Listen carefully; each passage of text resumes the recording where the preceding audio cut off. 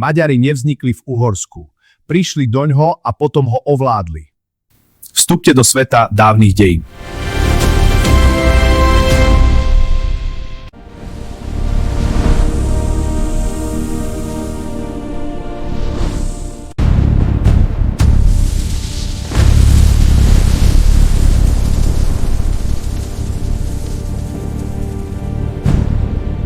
Predstav si národ uprostred Európy, ktorého jazyk znie tak neeurópsky, že nepripomína ani slovančinu, ani nemčinu, ani latinčinu.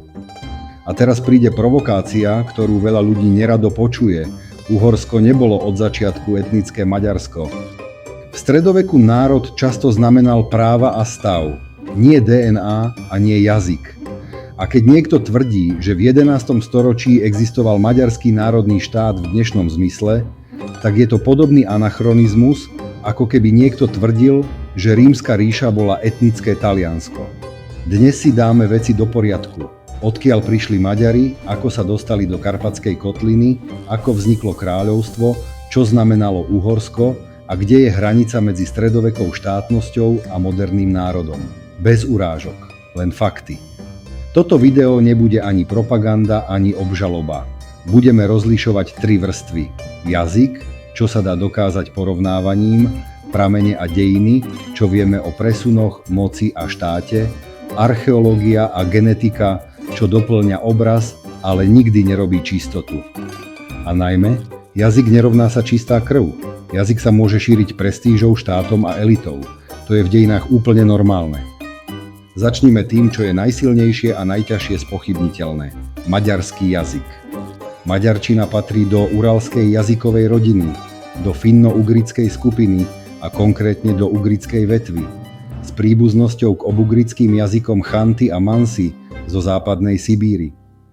Toto nie je legenda, ale výsledok porovnávacej jazykovedy. Čo z toho vyplýva? Predkovia maďarsky hovoriacej skupiny mali hlboké korene mimo indoeurópskej Európy. Ale to neznamená, že dnešní Maďari sú genetickí Sibírčania. Znamená to, že jazyková línia a časť kultúrnej tradície má uralský pôvod, no populácia sa v Karpatskej kotline miešala celé stáročia. Toto je prvý kľúč. Jazyk je mapa minulých kontaktov, nie certifikát čistej krvi. Druhá vec, ktorú ľudia podceňujú, euroazijská step fungovala inak než sedliacka Európa. Keď si dnes predstavíš národ, vidíš masy ľudí s vlajkou. V 9. storočí je realita iná. Konfederácie, zväzy skupín, ktoré sa spájali a rozpadali podľa vojny, obchodu a moci.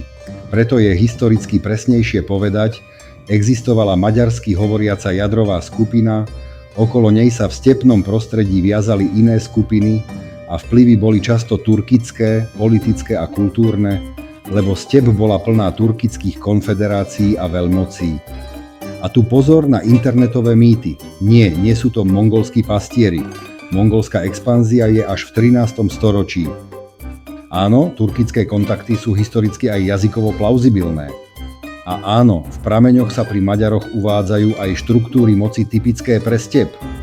Britannica napríklad spomína pred dobytím dvojitú vládu, Kende ako posvetný vládca s menšou praktickou mocou a Gyula ako faktický vojenský líder. To je presne stepný typ organizácie. Toto je druhý kľúč. Ranní Maďari boli jazykovo uralskí, ale žili v prostredí, kde sa politická kultúra miešala s turkickým stepným svetom. Ako sa dostali do Karpatskej kotliny? Bez romantiky. Teraz Chonfoglalas, obsadenie Karpatskej kotliny.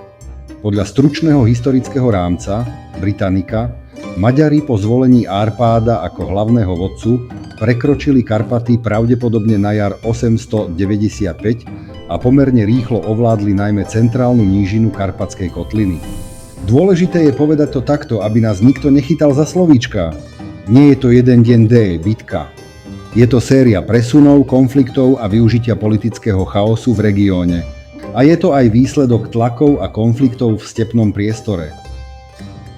Rôzne teórie spomínajú aj útoky pečenehov a širšie geopolitické zrážky. A čo je kľúčové, v Karpatskej kotline už žili ľudia. Keď niekto hovorí, prišli na prázdne územie, je to zjednodušenie. Realita je rôzne skupiny, rôzna hustota osídlenia, rôzne mocenské štruktúry. A A to, čo sa stane potom, je typické pre stredovek. Z vojenskej elity sa stáva jadro štátu. Potom prichádza 10. storočie. Maďari sa stávajú v európskych prameňoch známymi aj nájazdmi.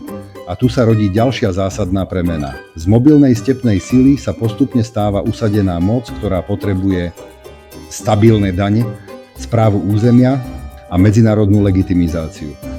Čiže získali územie neznamená len obsadiť, znamená to udržať a zorganizovať. I have sworn to protect this realm. A teraz prichádza moment, kde sa najviac klame v komentároch.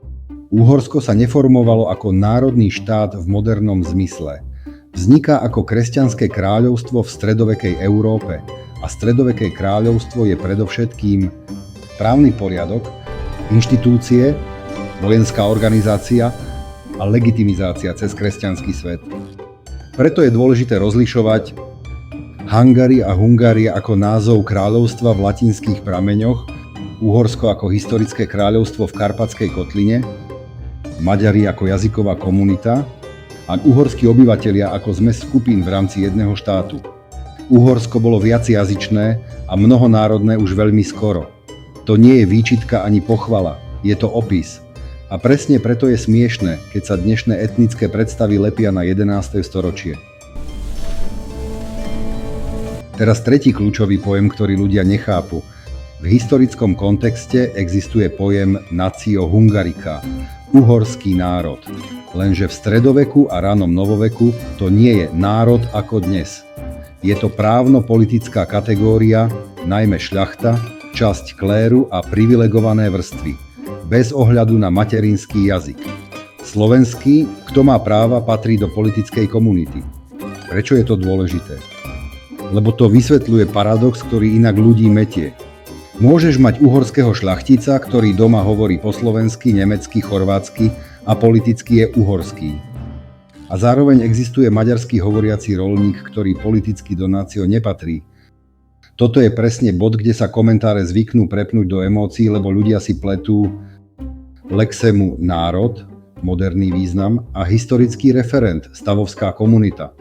Genetika a elity, čo nám hovorí Béla III a čo nie. Tu pridám modernú časť, ale opatrne, lebo genetika je často zneužívaná. Vedecká štúdia Scientific Reports Nature analyzovala genóm kráľa Bélu III z dynastie Arpádovcov a uvádza, že jeho Y-chromozóm patrí do haploskupiny R1 AZ2123, ktorá má dnes vysoký výskyt v niektorých oblastiach Strednej Ázie. Autori to interpretujú ako podporu stredoázijských väzieb vládnucej línie. A teraz kľúčová veta, ktorú treba povedať aj vo videu, aby nám nikto nevyčítal manipuláciu, to hovorí niečo o dynastickej línii a elitách. Nehovorí to nič o tom, že dnešní Maďari sú stredoazíci, lebo populácia sa miešala storočia. Genetika je tu užitočná len ako doplnok k prameňom a archeológii, ukazuje, že rané elity mohli mať väzby na širší stepný priestor. A teraz vec, ktorá je super na wow aj v strede videa, ale musí byť presná. Veľká moderná štúdia v časopise Cell pracuje s Ancient DNA a porovnáva staré genómy z oblastí okolo Uralu. Výsledok? Autori uvádzajú, že dáta silno spájajú Maďarov s ľuďmi, tzv. Karajakupovo-archeologického horizontu v priestore južného Uralu. To pekne zapadá do starších historických a jazykových hypotéz, ktoré už dávno uvažovali o Volga-Ural regióne ako o dôležitom uzle pred príchodom do Karpatskej kotliny, len teraz k tomu pribudol tvrdší genetický materiál. Ale opäť, je to o zdrojoch a väzbách raných skupín, nie o tom, že moderná populácia je čistý odtlačok jednej migrácie. Historické populácie sa premiešavali stále. Teraz skočíme dopredu už pred 300 rokmi. V 16. storočí prichádza zásadný zlom. Osmanská expanzia a dlhé obdobie, ktoré je známe ako Osmanské Uhorsko. Územie a politická realita sa štiepi, prebiehajú vojny, migrácie, presuny obyvateľstva, zmeny správnych centier. Toto obdobie je dôležité pre vznik moderného regiónu, lebo mení demografiu, mení štruktúru moci a posúva identitu viac do roviny stavov náboženstva a lojality než do etnicity. Na konci 17. storočia nastáva veľká geopolitická zmena. Karlovický mier 1699 zásadne posúva hranice a oslabuje osmanský vplyv v Karpatskej kotline. A teraz presne k tomu, čo si chcel. Približne pred 300 rokmi. Začiatok 18. storočia je obdobie, keď Uhorsko vstupuje do novej rovnováhy v rámci Habsburskej monarchie. Dôležitým momentom je Rákódziho povstanie 1703 až 1711 a následný Satmársky mier 1711, ktorý vytvára kompromis a stabilizuje pomery medzi elitami a dynastiou. Pre tému Vznik maďarského národa je to dôležité preto, že stále dominuje stavovská logika. Národ je ešte často politická kategória a moderný etnický nacionalizmus v masovom zmysle príde naplno až neskôr v 19. storočí. Čiže ak niekto chce byť presný, musí povedať, Maďari ako jazykovo-politická komunita sú prítomní v Karpatskej kotline od konca 9. storočia. Uhorsko je stredoveké kráľovstvo, nie moderný národný štát. A moderný národ v dnešnom emocionálnom zmysle je produkt novoveku a modernity. Ak si z tohto videa odnesieš jednu vec, nech je to táto. Dejiny nie sú súťaž o kto bol prvý a čistejší. Sú to dejiny štátu, jazykov, moci, migrácií a miešania. Som Šubok a toto je môj YouTube kanál. Ak chceš ďalšie videá, kde rozlišujeme mýty od prameňov, daj odber, hoď like a napíš komentár. A ak chceš podporiť moju tvorbu, možnosti podpory nájdeš v popise. Nezabudni si zapnúť zvonček, aby ti neušli žiadne nové videá. Vidíme sa na budúce. Čaute.